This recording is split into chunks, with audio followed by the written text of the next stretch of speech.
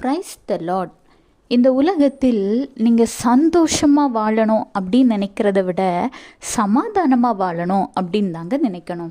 ஏனெனில் போராட்டத்துடனும் வன்மத்துடனும் வாழும் பொழுது அந்த வாழ்க்கையில் சமாதானங்கிறது சீர்குலைஞ்சிரும். சமாதானமற்ற வாழ்க்கையில் சந்தோஷம் இருக்காது, மனமகிழ்ச்சி இருக்காது, ஆசீர்வாதம் இருக்காது, நோய் நொடிகள் வந்துடும். சமாதானத்தை இழந்து டென்ஷன் ஆகியே நம்மளுடைய சரீர பலகீனம் அடைந்து எல்லாவற்றையும் இழந்த மாதிரி ஒரு ஃபீல் ஆகும்.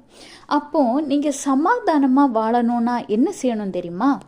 ஆண்டவராகிய இயேசு கிறிஸ்து மத்தேயு 5:39 சொல்கிறார், நான் உங்களுக்கு சொல்கிறேன், தீமையோடு எதிர்த்து நிற்க வேண்டாம்.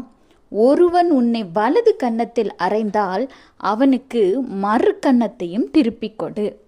மோஸ்ட்லி ஹஸ்பண்ட் அண்ட் ஒய்ஃப் லைஃப்பில் பார்த்தீங்கன்னா, ஹஸ்பண்ட் சில பேர் ரொம்ப டாக்ஸிக்காக இருப்பாங்க, சில வீடுகளில் ஒய்ஃப் இருப்பாங்க.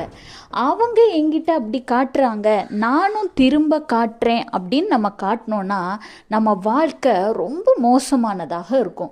சமாதானத்தை இழந்து சந்தோஷத்தை இழந்து ஏன் இப்படி ஒரு வாழ்க்கை நமக்கு கிடைச்சிதுன்னு நினைக்கக்கூடிய அளவுக்கு இருக்கும். ஆனால் ஒருத்தங்க ரொம்ப டாக்ஸிக்காக இருந்தால் இன்னொருத்தங்க விட்டு கொடுத்து போகலாம். எப்படி விட்டு கொடுக்க? என்னால் முடியலையே அப்படின்னு கேட்டிங்கன்னா, அந்த விட்டு கொடுக்க மனப்பான்மையை கூட நீங்கள் ஆண்டவர்கிட்ட தாங்க கேட்டு பெற்றுக்கொள்ளணும். ஏசப்பா, என் சூழ்நிலை இப்படி இருக்குது, என் கணவன் இப்படி இருக்காரு, உங்களால் செய்ய முடியாத ஒரு அதிசயம் அற்புதம் இல்லை. எவ்வளோ அதிசயத்தை செய்த தேவன், என் கணவனை மாற்றுங்க, என் பிள்ளைகளை மாற்றுங்க, இல்லை என் மனைவியை மாற்றுங்க அப்படின்னு நீங்கள் ஜெபிக்கும் பொழுது, அவர்களுக்கு விட்டு கொடுத்து போகும்போது ஏதோ ஒரு காலகட்டத்தில் ஏதோ ஒரு சமயத்தில் அவர்கள் இருதயமே குத்தப்படும். என்னடா, நான் இவ்வளோ இவர்கிட்ட நடக்கிறேன், இந்த அளவுக்கு இவர்கிட்ட நான் ஹார்டாக நடக்கிறேன், இந்த அளவுக்கு நான் நடந்த பிறகும் ஏன் இவங்க என்னை நேசிக்கணும், ஏன் என் மேலே அன்பாக இருக்காங்கன்னு அவங்க நினைப்பாங்க தெரியுமா?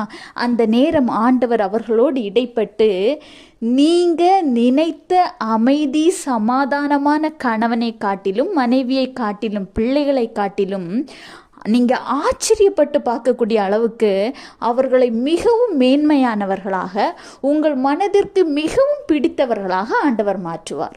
ஆனால் முதல்ல நீங்கள் அதுக்காக காத்திருக்கணும். ரெண்டாவது, என்ன நடந்தாலும் தீமைக்கு எதிர்த்து நிற்காதீங்க. நீங்கள் கொஞ்சம் பொறுத்து போங்க. கர்த்தர் உங்களையும் உங்கள் குடும்பத்தையும் ஆசீர்வதிப்பார். Have a blessed day. Jesus bless you.